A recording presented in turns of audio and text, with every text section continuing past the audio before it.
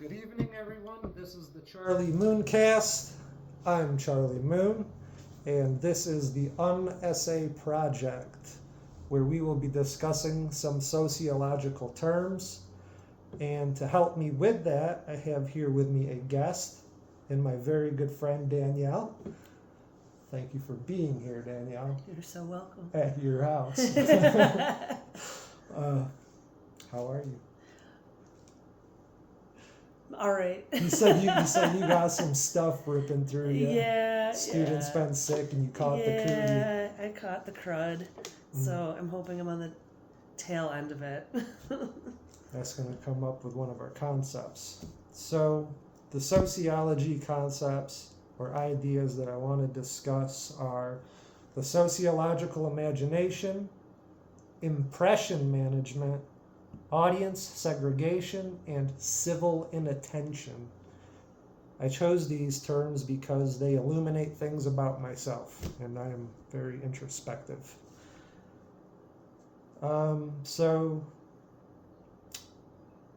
I'll introduce the first concept, which is the lens we're going to be looking through. It's called the soup and broth analogy. So the idea is that individuals in society are like a soup in a pot.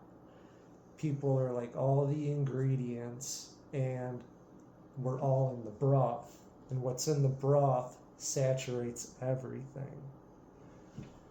And the pot that we're in is literally the size of the world. So depending on where you are in the pot, well, you probably have a different experience one way or another. There's punk culture, academic culture, cat culture, cat lady culture. What are you implying? And human beings, which I think are the strangest ingredient in the soup because we have written literature. And I think that's kind of strange.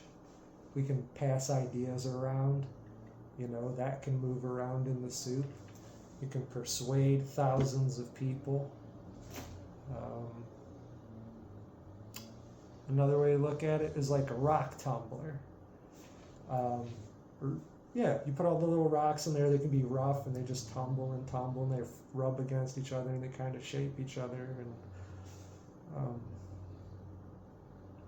so that's the idea of the sociological imagination. It's kind of helps bring things into scope, I suppose.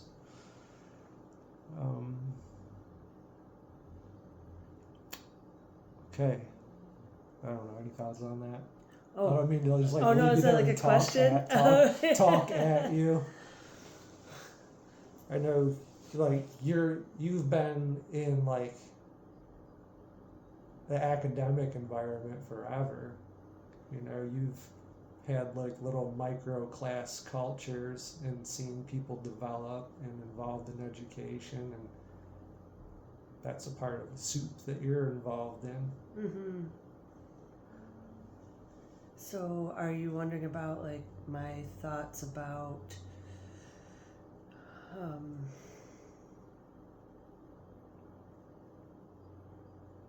how the soup manifests like in my experiences? Oh, I don't know.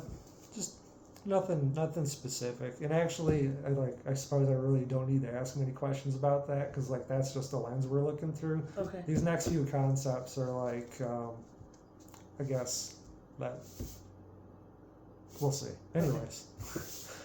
I guess I thought that, like, are you kind of front loading me with the concepts, and then there's going to be like some questions to talk about, or? I have no idea. This okay. is so loose in that. Okay. I admit it. All right. So another concept is civil inattention, and that's kind of like when we walk down the hall and we see somebody, we're kind of like, hey, and then just move on, or. How are you? Yeah. See ya. I don't really care to know. Right. It's just a nicety. Some people say that civil inattention is kind of like just respecting people's privacy, not being intrusive. public privacy, basically. Pretending not to hear somebody yelling on the phone or somebody screaming at their kid and just going about it. But, right, yeah, it's not happening. But, I mean, it doesn't necessarily have to be like, negative circumstance either. It's just kind of like being mindful of other people. And, typically when we, like, run into other people, it's out in public. And usually when people are in public, they're doing something. So, like, it just makes sense not to, like, stop and, like, bombard somebody for, like, 15 minutes.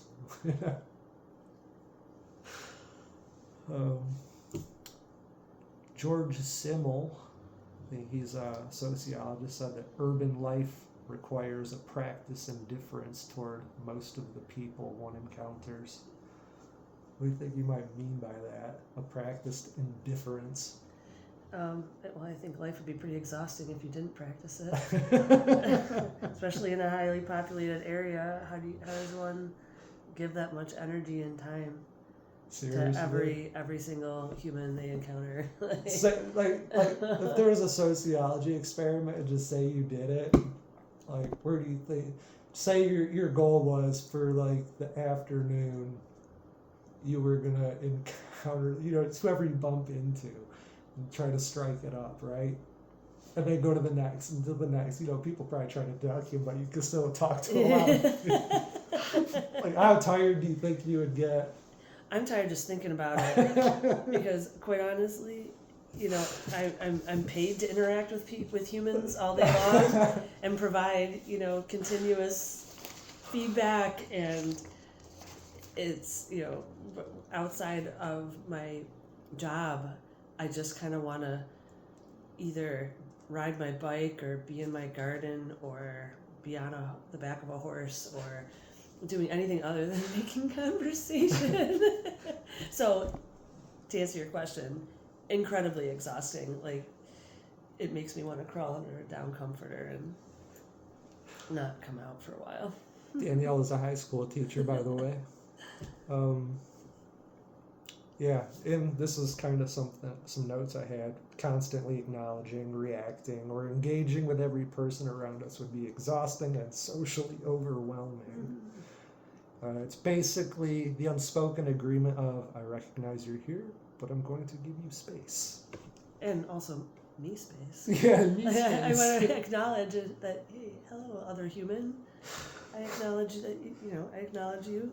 Social buffer. But yes, but also I don't really want to have a big lengthy conversation either. It helps strangers coexist without tension. A quick glance away on the subway, pretending not to overhear someone's phone call, not staring in elevators. That could be interesting. Oh my God. Oh, and it's such a claustrophobic space too. Oh my God. I got a story about that. Whew. About claustrophobia? No. I'll save it not for this podcast. I'm a punk rock guy who went to a skinhead show. Oh shit. I don't know. Just didn't like the cut of my jib, I guess. Anyways, next concept, impression management. Impression management is, I don't want to say it's like an act, but it's kind of like presenting ourselves to be seen in a certain way. Like putting your best foot forward for like a job interview, or maybe, what's the word for it? Like setting the example or tempo, or it could be any myriad of things. To be saw as competent, I'm a student, I'm a parent. The guy who invented the concept, Irving Goffman, said we do this for validation, which makes sense. And it's like getting a certain sort of feedback. I'm agreeable, or I'm accepted. Yeah. What did I do to? Did I deserve this guy yelling in my face? Did I have something to do with that?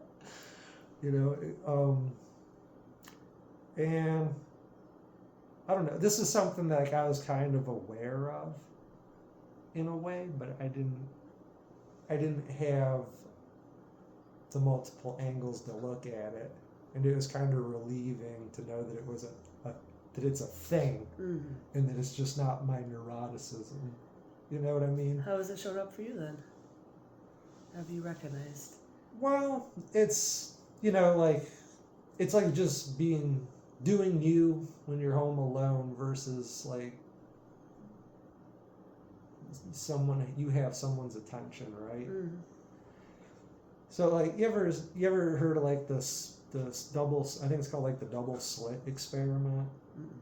It's like a science project where they're shooting atoms or particles through like this board that has 2 slots in it with a backdrop behind it, and when they shot the particles through it, they went out in a different pattern, right? Because they're being sent through a small thing, so they make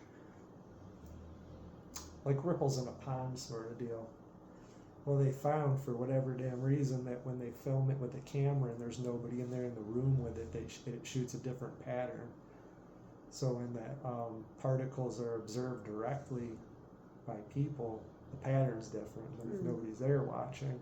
So I was like, oh, that sounds kind of familiar. It's like you shoot hoops all day long. They're going in. So as soon as somebody's watching you, it's like, joke.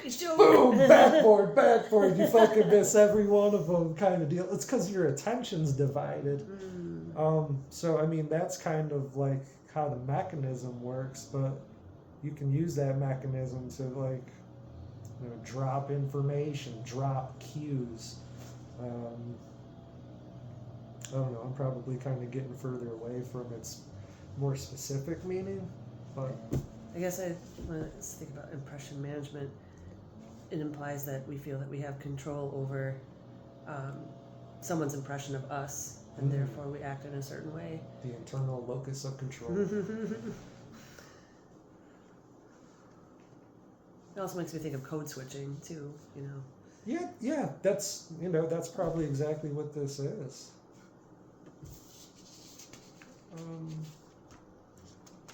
And that kind of ties into our last concept. Doing good on time, by the way. Audience segregation. This is like another thing that I was kind of aware of, but I didn't have too many details on, and it was something that always drove me nuts because I hang out with a lot of people and a wide variety of people. Some people would describe audience segregation as someone keeping their social groups apart because they may feel embarrassed if certain friends step into like other domains or something like that. But it's a wider concept than just that. Some friends just don't get along, and depending on like how many people you're hanging out with at a time can depend on what kind of conversations you can have, right? Like you can have like a more intimate conversation generally like in one-on-one, or so like there's only certain conversations I can have with like certain people, and I've noticed that in mixed company, very interesting conversations that come up get totally derailed by like a third person sometimes. So like that's one of my reasons for keeping my social group separate, because like I have friends because we have things in common, and introducing variables can just like, I don't know, just side rail stuff, Got friends for this, friends for that, and different capacities and stuff. And like this kind of drove me nuts a little bit when I thought about it, because, and it ties into the last concept also, like impression management. It drove me nuts that I was always felt like I was a different person according to who I was hanging out with or in social contexts and stuff, because it made me feel, I wish I was just the same across the board instead of having to tailor fit myself to people or situations and shit. I wish I could just like overtly be like, I don't give a shit. It'd just be the full-blown Charlie. But it's there's reasons for not doing that. Mm-hmm. You know? So that's like some of the. That connects strongly to impression management, I think. Yeah. Yeah, I understand that kind of like dissonance around that. Like, am I sacrificing my authentic self in order to, I don't know, feel connected to or accepted by this group or whatever? But I look at it another way too, that being connected to different communities, different groups, different organizations, different affinity spaces, friendships, circles, whatever.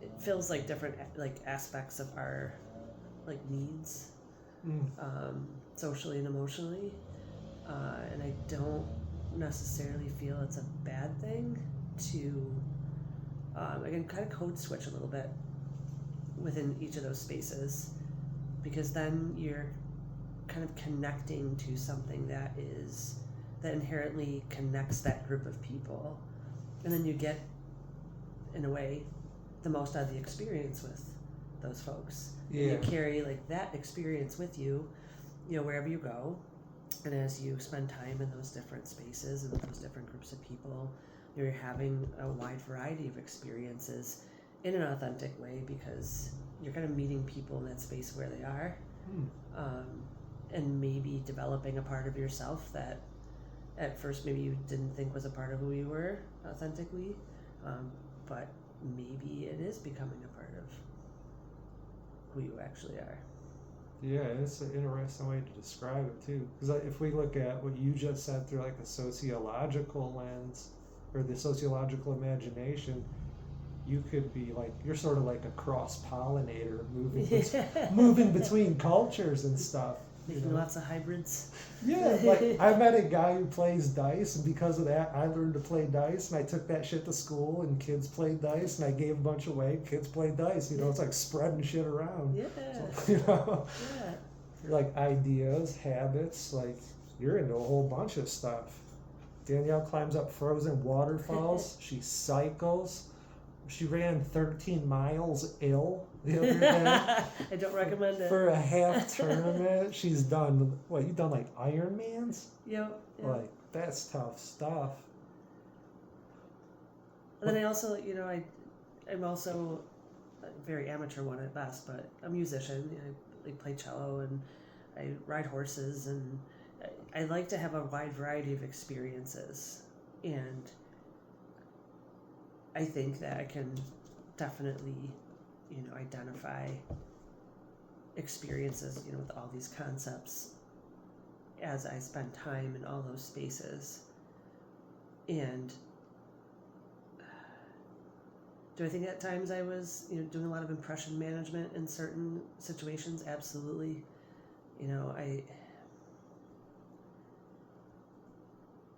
But I never felt like I was sacrificing something that was a part of my core, like, moral and value set. I don't think, rarely if ever, was there a time that I felt like I was doing something that would have been like unethical to me. By doing so, again, I feel like it allowed me to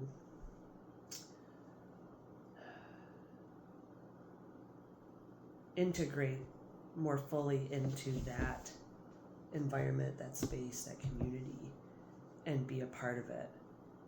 And then I can come out of it, and then I'm spending time, like I said, in those other spaces, and I carry those things with me, and then all those things collectively become who I am. And I don't know, this is a bit of a tangent, but like you mentioned, like the different athletic, pursuits, and for a good chunk of time I was very singularly focused on triathlon, and so my community and who I spent the most time with and who I interacted with the most were fellow triathletes and coaches and things like that, and certainly there's like a subculture there, and I was not spending nearly as much time in my other communities that I had in the past, like with music or with horseback riding, or with certain groups of friends, or even family. I mean, I sacrificed a lot to kind of be all in to the goals that I had around triathlon racing. And now that I've kind of gone through that period of my life where I felt like I kind of maxed it out, I find that at this point in my life, I'm coming back to all these other communities that I had earlier in my life. Because I started playing the cello when I was in 4th grade. Started riding horses when I was in 5th grade. And then I started becoming a competitive athlete, like high school. Right, so now I'm at a point where I'm doing all of those things again. At So, once. yes, so I'm taking my cello lessons every week, and I'm collaborating with the choir at school to play a piece for their concert, and I take horseback riding lessons again weekly, but I'm still training for cycling and running races, and now I'm into gardening too, and I'm also into social justice, and that's been a part of my life at various points, but now I'm like very integrated in different communities locally for that purpose as well, and it's all things that I'm doing on a regular level, whether it's weekly or monthly, but very very routinely, and it's interesting to be in that juncture of my life where I'm doing this wide variety of things that I was very connected to at one point or another in my life. Like horseback riding used to be my life, like that was my life, singly focused horses. Right, and so it's interesting to have all of these various communities of all these friends and acquaintances in all those spaces. Where do I show up to each of those spaces a little bit differently? Yeah, I think so. Different goals. You're using a different language a lot of times. You're using a shared language around a common either pedagogy or philosophy or activity. So again, I keep kind of wanting to come back to like this idea of code switching. And then in school, I work with a diverse student population, and it's diverse racially, culturally, socioeconomically, and I need to meet students where they are. So I'm constantly adapting and impression management all the time because I want them to feel that they can connect with me and feel comfortable doing so. So a lot of times I've got to make some small adjustments to like the way I speak and the way I carry myself and my demeanor and all of that to create those connections and to reach students and get through to them, and so I guess that's why at the end of the day like I'm all about the what is it again? Let me come back to that. The civil inattention. Privacy in public. It's a beautiful thing. Yes. Social lubricant. Yes, because I'm constantly interacting in a very, pretty engaged and intentional way. So. Yeah, your social battery needs to recharge. Oh, it needs to recharge, especially in midlife, and that's just a real thing. So. But yeah, that's allowed me to kind of think about that, like being so connected now to this very big variety of groups of people, where for large chunks of time throughout my life leading up to this point, it was like that one thing predominantly. So, yeah. I don't know if that's what you're kind of looking for. No, it's very, very relevant. And I also want to ask, like, how the flavor of the soup is different depending on where in the pot you are. What's like Ironman level athlete soup like? What's going on over there? Oh boy. What's the flavor? What's the activity? What's the energy? Like what's the vibe? Is it effervescent over there? Or I mean it's very energized. It's very high strung in a lot of ways. There's endurance sports, and there's a multitude of endurance sports. There's trail running, there's ultra running, there's mountain biking, there's road cycling, and all of them have their own culture and vibe. It's a thing. Distinctive from each other? Oh, absolutely. So although they're all running? Yeah, so like I'll take cycling as a good example. So you've got mountain biking, you've got gravel bike racing, you've got road racing, you have cross racing, and road cyclists are known to be pretty aloof and very intense, and if you're gonna show up, you better keep up. No one's trying to take you under their wing and try and mentor you. It's like, I must break you. yeah, it's baptism by fire. And again, there isn't, and there you go to an event and there really isn't any kind of celebratory hangout after the event. It's like people show up, they go hard, they race, and they go home. And there's friendships, in these groups, there's community, but overall as a culture, it tends to be very kind of intense and kind of very elitist. Whereas with mountain biking and gravel bike racing, there's this kind of chill, They're like the surfers. I was just gonna say the surfers, skaters, and a lot of the events a lot of the races are events, where there's gonna be camping and food and music and just this really cool hangout vibe. People are much more open. Mountain bike folks have mountain bike festivals. There's one in the Adirondacks. They're everywhere. It's just the vibe is very welcoming. And people are always looking to bring you in and get you in. Let me introduce you to my sport. Let me show you the ropes. Let me show you some technique stuff. So in triathlon, it tends to draw a lot of. And again, this is generally right. There's of course exceptions, but predominantly you have a lot of people who are engineering minded. They love data. They love to geek out over the numbers. They love to obsess about aerodynamics and yaw angles and all the things to shave little bits of time over the course of a race. So because it draws that type of mind, it's a lot of people who tend to have pretty high powered jobs. They're high up in business and engineering, and so they're very driven, incredibly type A, and also tend to be a bit obsessive compulsive too. So a lot of times triathletes will get teased by athletes in the other spheres, like mountain bikers or others are just oh man, here come the triathletes. Here come the 1,000,001 questions and the obsessions and just the idiosyncrasies, and so you definitely get that kind of amped up kind of vibe, where everyone's kind of keyed up and wanting everything to be exactly perfect. And it's a nature of the sport too, because it's so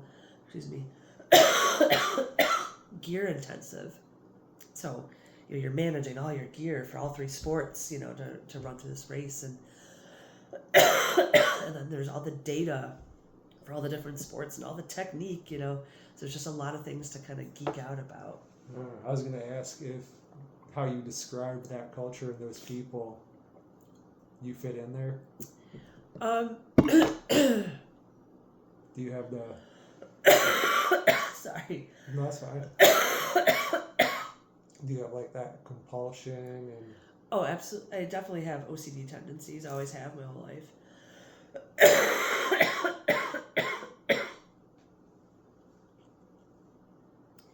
So, oh man.